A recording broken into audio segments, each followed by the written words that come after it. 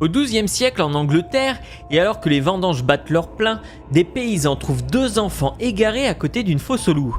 Les enfants ont l'air d'être seuls et complètement perdus, ne sachant pas trop ce qu'ils font là. Seulement voilà, à la différence des autres enfants de la région, ils ont une particularité.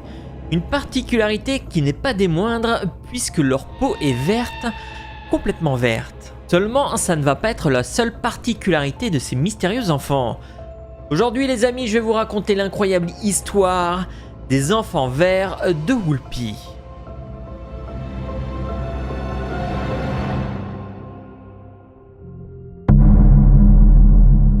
Alors vous l'avez compris, cet événement se passe au XIIe siècle et serait approximativement situé entre 1135 et 1154 sous le règne du roi Étienne. Mais loin de la vie tumultueuse et des problèmes politiques du royaume, notre histoire se passe dans l'est de l'Angleterre et plus précisément dans le petit village de Woolpie. C'est la saison des récoltes et tous les paysans travaillent d'arrache-pied. Faux à la main, hotte sur le dos, ils récoltent le blé, orge et autres céréales. Profitant d'un instant de répit, 2 agriculteurs décident d'aller vérifier les fosses aux loups qu'ils ont creusées à quelques mètres de l'église. Par ailleurs, dans l'utilisation des fosses aux loups, les paysans mettent une vieille carcasse au fond de la fosse, dans le but d'attirer les loups à l'intérieur. Sauf qu'une fois les loups dedans, ils sont piégés et ne peuvent plus remonter. D'ailleurs, c'est aussi de là que provient le nom du village, du vieil anglais Wolf Pit, qui désigne une fosse servant à piéger les loups. Wolf, le loup, et Pit, la fosse, qui deviendra avec le temps Woolpit. Et donc c'est là, près de la fosse aux loups, que les agriculteurs feront une découverte qui les laisseront bouche bée. Près de l'immense trou, ils trouveront 2 enfants visiblement apeurés. Serrés l'un contre l'autre, il s'agit d'un garçon et d'une fille qui regardent les paysans avec de grands yeux terrorisés. Tremblotants et visiblement affamés, ils sont de toute évidence loin de chez eux. Mais une particularité va sauter aux yeux des agriculteurs. Ils ont la peau verte. De plus, ils portent d'étranges vêtements. Surpris, les 2 paysans les emmènent au village. Peut-être que là-bas, quelqu'un les connaît. Sauf que pas du tout. Personne ne sait qui ils sont. Alors ils vont leur poser une simple question. Que font-ils ici et que faisaient-ils près du piège à loups? Pourtant, malgré tout, la réponse ne sera pas aussi simple. Car s'ils ont la peau verte, ils ont aussi une étrange particularité. Ils ne parlent pas, ou du moins ils ne parlent pas la langue locale. Pour les villageois, ils sont en face d'un vrai problème. Comment pouvoir les comprendre et pourquoi ont-ils la peau verte? C'est là qu'un noble, Sir Richard de Cannes, fait son apparition. Et au vu de l'état des enfants, il décide tout naturellement de les recueillir chez lui, dans son manoir, afin de s'occuper d'eux. Alors très peu d'informations existent concernant Sir Richard de Cannes.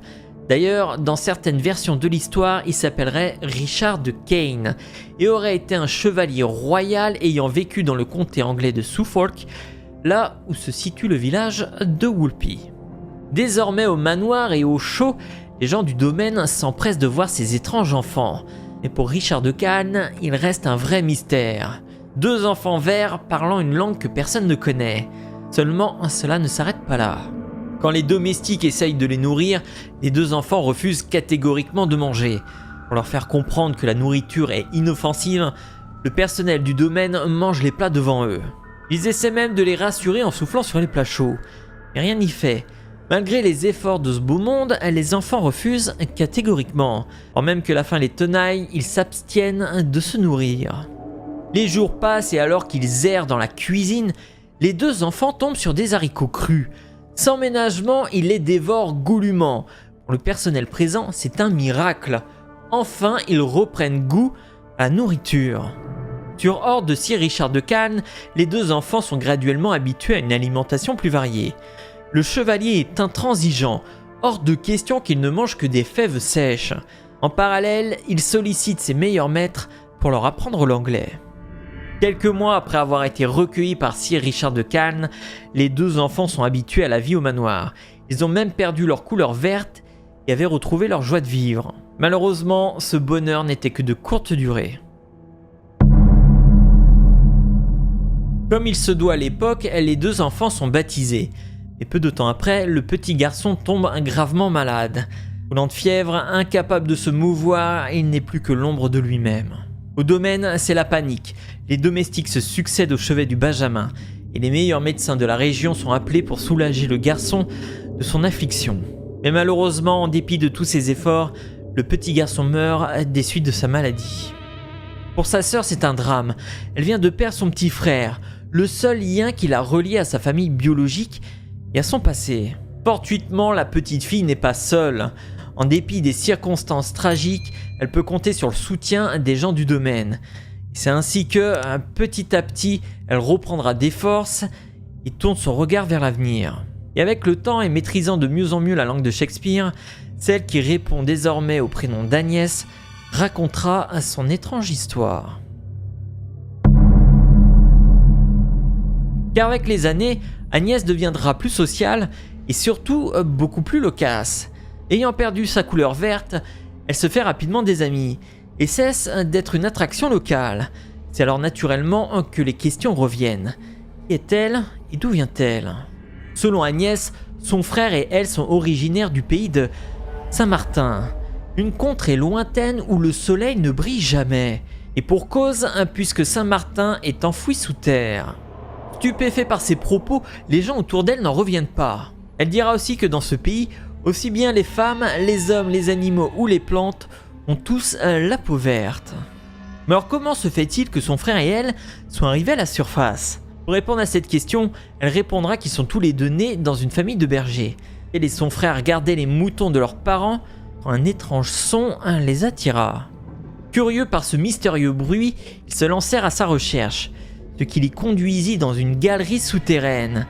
C'est en cherchant la sortie qu'ils arrivèrent dans les bois de Woolpie. Puis, après plusieurs jours à chercher leur chemin, ils ont été découverts par les paysans près de la fosse aux loups. Des révélations incroyables qui resteront dans la légende des enfants verts de Woolpie. Dans les années qui ont suivi, Agnès restera auprès de la cour et épousera un diplomate anglais. Par la suite, Agnès aura une belle et longue vie sans souci. Pourtant, 9 siècles après sa mort, le mystère demeure. Agnès et son frère venaient-ils réellement des antres de la terre ? Alors l'origine de cette histoire proviendrait de Richard de Cannes lui-même, qui l'aurait raconté à un ami, un abbé exerçant au monastère de Concholl et répondrait au nom de Ralph de Cocksholl. Par ailleurs, il y a aussi un chanoine au prieuré augustinien de Newburgh, William de Newburgh, qui aurait lui aussi transmis cette histoire dans ses écrits et qui aurait vécu au XIIe siècle. Mais vous imaginez sans doute bien qu'avec le temps, bon nombre de théories ont fusé concernant les 2 enfants verts de Woolpie. Pour certains, l'histoire d'Agnès est véridique et les enfants étaient issus d'un monde souterrain. Mais pour d'autres, il s'agirait d'extraterrestres venant des cieux. Toutefois, la théorie la plus admise est qu'Agnès et son frère étaient 2 orphelins flamands et souffrant de chlorose. La chlorose est une pathologie liée à un défaut nutritionnel qui affecte et rend la peau verte. Cela est d'autant plus possible qu'une fois mieux nourris, Agnès et son frère ont retrouvé une peau plus conventionnelle. Concernant leurs origines, il faut savoir qu'au XIIe siècle, après la mort du roi Étienne, son successeur, le roi Henri II s'est livré à une persécution des Flamands. Alors peut-être que les 2 enfants étaient des orphelins ayant fui. De plus, et non loin de Woolpie, il y a un petit village qui s'appelle Fornham-Saint-Martin. Vêtu d'habits flamands, ne parlant pas un mot d'anglais et vert car dénutri, cela expliquerait les origines de la légende. Par ailleurs, il existe une autre version similaire à cette histoire. Apparue en août 1887, 2 enfants verts seraient sortis d'une grotte. Et à la différence, les événements ne se seraient pas passés à Woolpie, mais près de Bagno en Espagne. Alors bien évidemment, tout cela n'est que de simples suppositions. Alors n'hésitez pas à me dire ce que vous en pensez en commentaire. Merci d'avoir regardé cet épisode, et comme d'habitude, si vous voulez voir une nouvelle étrange histoire, vous pouvez cliquer juste là. Et si vous êtes nouveau et que vous n'êtes pas abonné à la chaîne, vous pouvez le faire en cliquant par ici. Quant à moi, je vous dis à très bientôt.